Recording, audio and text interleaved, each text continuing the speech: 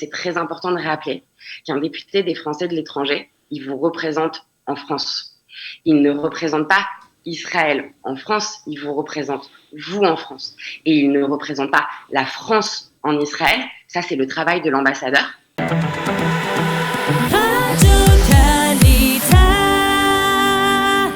Élections législatives, on continue aussi de connaître les différents candidats à ces élections et nous recevons aujourd'hui aussi Déborah Abisror. Déborah, bonjour.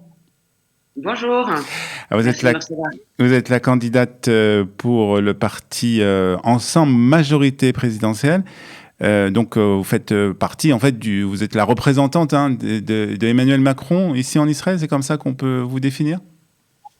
Candidate désignée par le parti d'Emmanuel Macron, d'Édouard Philippe et du MoDem, en gros, c'est ça. D'accord. Alors, on va dans quelques instants faire connaissance avec vous. Un peu plus connaissance avec vous en tout cas.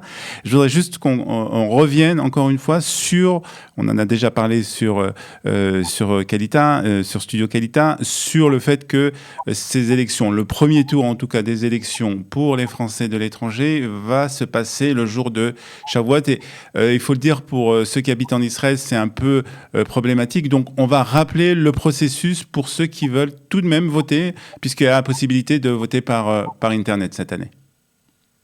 Exactement. Je pense qu'en fait, en réalité, même si cette année, ça tombe vraiment mal avec Shavuot, c'est une chance à long terme de pouvoir essayer et de pouvoir être un espèce de hub de test cette année sur le vote en ligne. On a la chance en plus de pouvoir voter pendant 4 jours. Donc, à partir du 27 mai à midi et jusqu'au 1er juin, vous pouvez voter en ligne. Vous avez dû recevoir des SMS. Si ce n'est pas le cas, ils vont arriver. Ça va être assez bien expliqué sur le site de diplomatie.gouv.fr pour pouvoir voter en ligne. C'est une chance. Si cela fonctionne, on pourra le mettre en place sur les autres élections et les autres années pour les Français de l'étranger.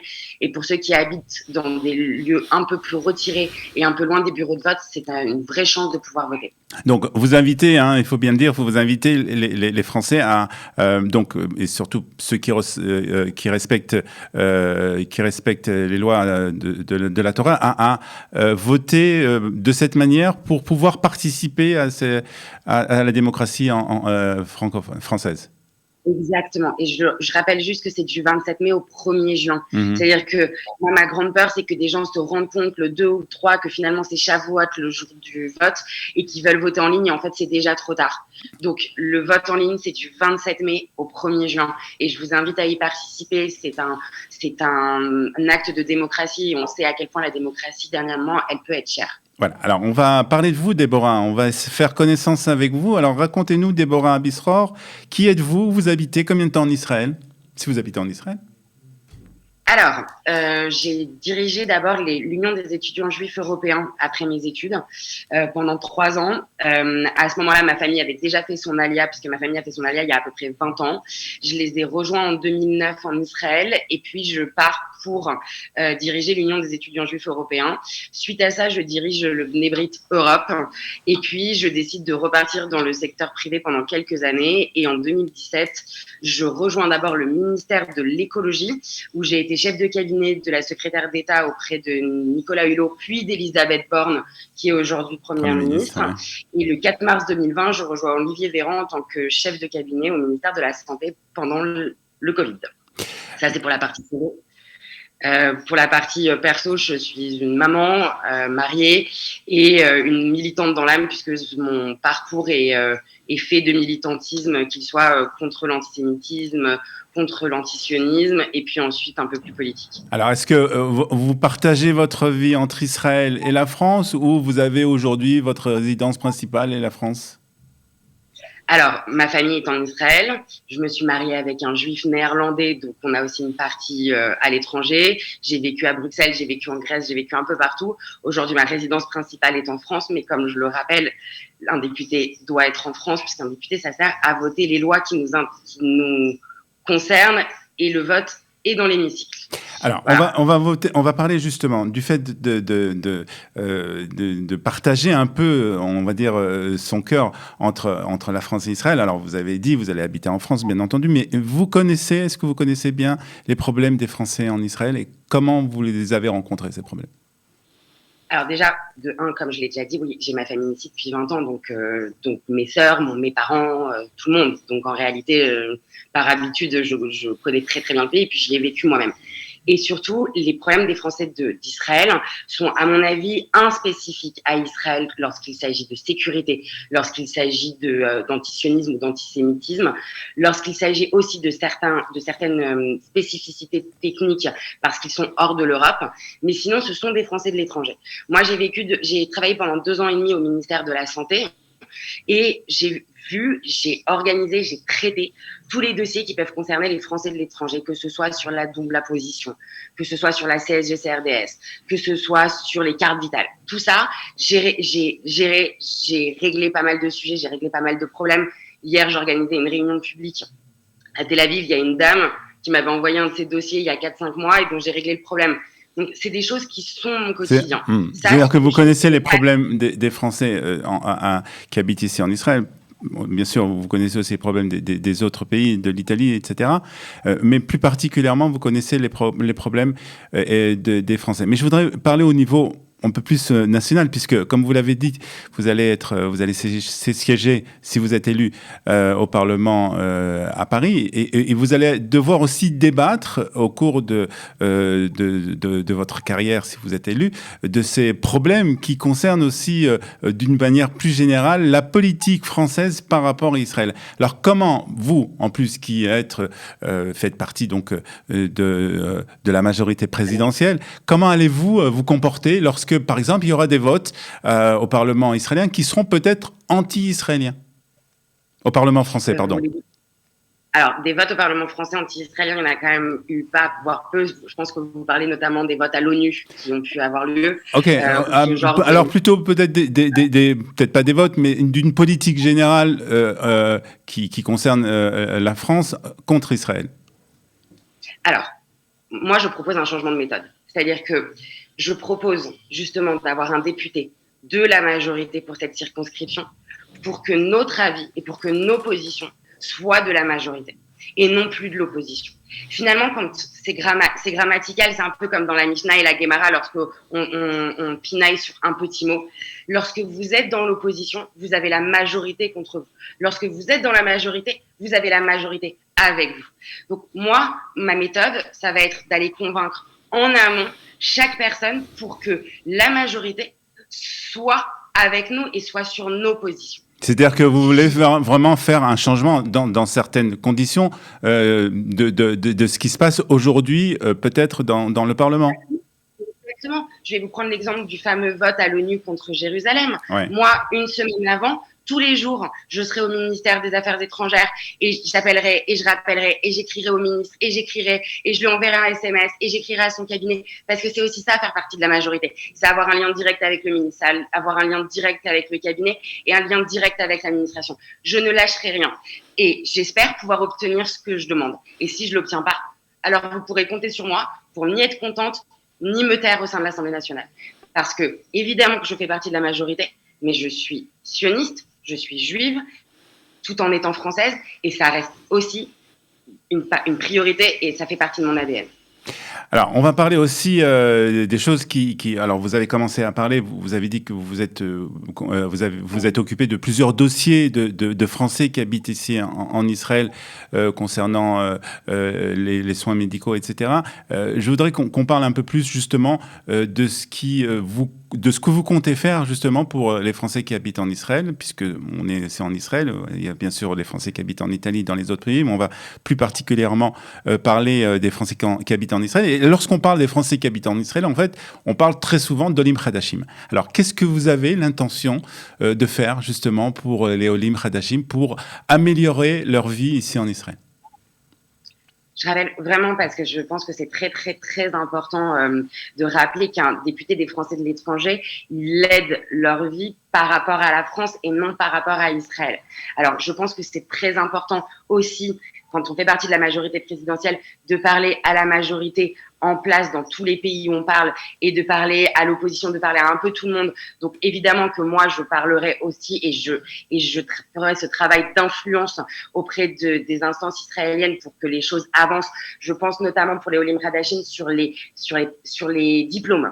quand ils arrivent pour les traductions de diplômes ou pour les reconnaissances de diplômes qui pour le moment ne sont pas assez faits et sur certains domaines. Moi, j'étais au ministère de la Santé, j'en ai vu sur certains domaines, il faut vraiment travailler là-dessus et ils peuvent compter sur moi.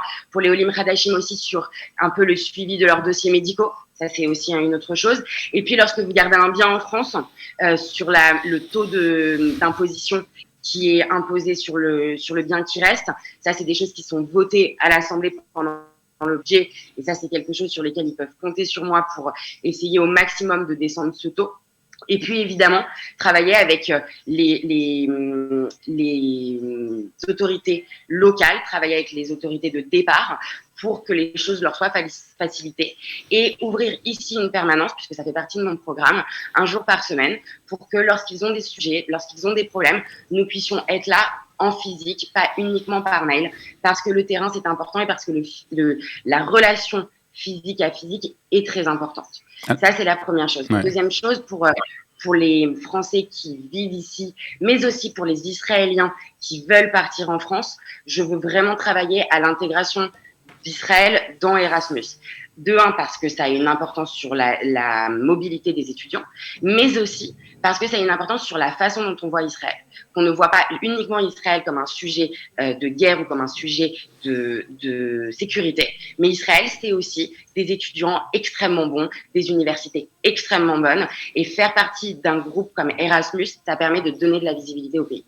Alors, un des problèmes aussi qui est beaucoup soulevé ici, c'est le problème des retraités qui vivent ici, des Français retraités. Et ça concerne vraiment, ça vous concerne, puisque c'est des retraites qui viennent de France et qui, avec le changement du taux du shekel, ont été dévaluées. Qu'est-ce que vous pouvez dire pour ces retraités ? Qu'est-ce que vous pouvez leur promettre ? Alors, je ne leur promettrai rien qui ne soit pas faisable. J'ai entendu un ou deux ou trois personnes, candidats de différents partis dire qu'on indexera le shekel sur l'euro pour leur retraite. C'est faux. C'est pas possible. Il faut pas mentir aux gens. C'est très important. Ça n'est pas possible. Ça dépend pas de vous. Ça dépend bien entendu pas du tout des députés. Ça ne dépend ni d'un député, ni d'un ambassadeur, ni d'un président. Ça n'est pas possible. Ça s'appelle la loi de la fluctuation du marché et on est dans des pays libéraux, dans des pays qui sont sur le marché. Ça n'est pas possible. Donc nous, ce qu'on peut promettre et ce sur quoi on peut travailler, c'est à alléger certaines de leurs charges dans le budget lorsque vous êtes français de l'étranger et que vous avez une retraite à l'étranger, c'est de voir si on peut alléger certaines charges. C'est avec un vote au budget, c'est fastidieux, etc. Mais ça peut être envisageable. Mais une indexation, tant qu'on sera dans des pays d'économie de marché, ça n'existera pas. Et je trouve que le plus important en politique, c'est toujours d'être honnête, d'être droit envers les personnes qui vont voter pour nous et de leur dire la vérité. Et je ne veux jamais mentir aux gens. Voilà. Alors, on va parler aussi de ce qui s'est passé en France lors des dernières élections présidentielles avec vraiment une avancée des partis d'extrême, que ce soit à gauche et à droite. Comment vous observez cette évolution ? Déjà, je compare à nos voisins européens et je me rends compte, l'Europe en général, mais aussi les États-Unis, aussi le Brésil, sont attirés par les extrêmes. Que ce soit en Autriche par l'extrême gauche, que ce soit en Hongrie par l'extrême droite. Aujourd'hui, lorsque vous prenez les 27 pays européens, 14 sont soit déjà à l'extrême gauche ou droite, soit avec pratiquement une majorité d'extrêmes dans leur parlement. Donc, je vois la France plutôt comme un bastion de résistance que comme un pays qui se laisse aller à l'extrême. Après, évidemment, il y a une montée des extrêmes, à gauche comme à droite. Je ne fais pas de distinction puisque les extrêmes sont dangereux, qu'ils soient à gauche ou qu'ils soient à droite. Il y a une montée des extrêmes aussi parce qu'il y a un sujet sur le pouvoir d'achat, qu'on sort d'une pandémie, que les gens il y a une précarité qui se ressent. Et lorsqu'on ressent tout ça, les extrêmes vous font des promesses qui sont souvent fausses et qui ne mènent à rien d'autre qu'à la violence et qu'à la haine de l'autre, mais elles font des promesses. Et lorsqu'on va mal, on se laisse aller vers le champ du cygne. Lorsqu'on va mal, mais on va mal pendant pendant que le président était le président Macron. Donc, est-ce qu'il a une part de responsabilité dans ça? Moi, je vais vous dire, je dis toujours de la France qu'elle a une migraine et qu'elle pense qu'elle a besoin d'une chimio. La France est le 7e pays au monde en rank de PIB, de pouvoir d'achat, de salaire. Alors, le président a créé 500 000 emplois. On n'a jamais eu un taux de chômage comme aujourd'hui depuis les 30 Glorieuses en France. On n'a jamais eu accès pour les étudiants à des emplois d'étudiants ou aussi à des études à ce niveau-là depuis 35 ans. On a augmenté avec le Ségur de la santé de 234 € net. Les premières professions de santé, on est monté jusqu'à 1 000 € net. On n'a pas vu ça depuis Mitterrand. Donc, il y a eu énormément d'avancées. Peut-être qu'on en a fait trop vite et qu'on n'a pas su communiquer, qu'on n'a pas su expliquer, etc. Mais on a fait beaucoup de choses. Et on a fait beaucoup de choses dans un climat aussi de violence de la part des extrêmes. Moi, je prends les LFI sur certains mots, c'est d'une violence, mais ça amène à quand on entend des députés de la France insoumise dire « si on perd dans les urnes, on ira gagner dans la rue », on appelle à l'insurrection. Donc, on a aussi des députés des extrêmes, de gauche comme de droite, qui appellent à la violence, qui appellent à l'insurrection, qui se nourrissent de cette violence, qui se nourrissent de cette violence dans la rue, que ce soit avec les gilets jaunes ou que ce soit avec les élections, et qui ont besoin de ça pour gagner des voix. Et ça mène aussi à une impression de mal-être qui n'est pas forcément une impression qui est réelle. On a vu ça dans beaucoup de passages de notre histoire moderne ou moins moderne, où finalement les extrêmes amenaient les gens à avoir un ressenti lorsqu'on voit des extrêmes comme dans les années 30, où on disait les juifs sont votre problème et qu'on en arrive à croire que les juifs sont votre problème, et en réalité, à la fin, on dit oui, les juifs sont mon problème, alors qu'en réalité, les juifs n'étaient pas leur problème. Ouais. Là, c'est pareil avec la France insoumise qui se nourrit de cette haine en disant vous avez mis le problème, et à la fin, les gens sont dans la rue en disant j'ai mis le problème. Alors, voilà. Et ça, c'est aussi quelque chose de très irresponsable de la part des extrêmes. Alors, pour terminer, Déborah Bissror, je voudrais vous poser la question de le fait que... Alors, c'est vrai que vous avez une certaine, on va dire, expérience au sein de ministères et du travail au niveau de l'État, mais vous n'avez pas d'expérience parlementaire, puisque vous n'avez pas encore été au Parlement français. Et on va dire aussi, d'un autre côté, que vous avez peut-être moins de connexion que certains candidats avec des responsables politiques israéliens. Est-ce que ce n'est pas un handicap ? Ah non, je pense que au contraire. Déjà, j'ai travaillé pendant plus d'1 an pour notre première ministre. Donc, en fait, quand je vais vouloir régler certains sujets en direct, je vais pouvoir le faire. Le ministre des Relations avec le Parlement est mon ancien patron, Olivier Véran. Donc, en fait, quand je vais avoir un sujet avec un amendement, je vais pouvoir aussi passer en direct. Et ça, c'est ça qui a de l'importance. Je pense que c'est très important de rappeler qu'un député des Français de l'étranger, il vous représente en France. Il ne représente pas Israël en France, il vous représente vous en France. Et il ne représente pas la France en Israël. Ça, c'est le travail de l'ambassadeur. Il vous représente vous en France. Et si vous voulez qu'un député des Français de l'étranger ait un impact sur votre quotidien et sur votre vie quotidienne, il doit avoir des connexions avec le pouvoir en France et pouvoir faire partie de la majorité pour parler à tout le monde en Israël. Moi, j'ai beaucoup de connexions avec des gens en Israël, que ce soit dans les mairies ou que ce soit à la Knesset ou des gens au gouvernement. J'en ai beaucoup, mais ce sont des gens de la majorité et parfois des gens de l'opposition. Mais je me sers de ces relations et je me servirai de ces relations pour faire de l'influence pour les Français qui sont ici. Je ne ferai pas de politique israélienne directe moi-même, puisque c'est un député des Français de l'étranger à l'Assemblée nationale. Très bien. C'est très important. Très bien, les choses sont claires. En tout cas, on vous remercie d'avoir accepté notre invitation ce matin et puis surtout d'avoir fait connaissance avec vous. Donc, Déborah Bissror, candidate de la majorité présidentielle, Ensemble Majorité Présidentielle, c'est le titre exact. Exactement. Merci beaucoup. Merci Déborah, bonne chance et à très bientôt sur Studio Qualita. À bientôt. Au revoir.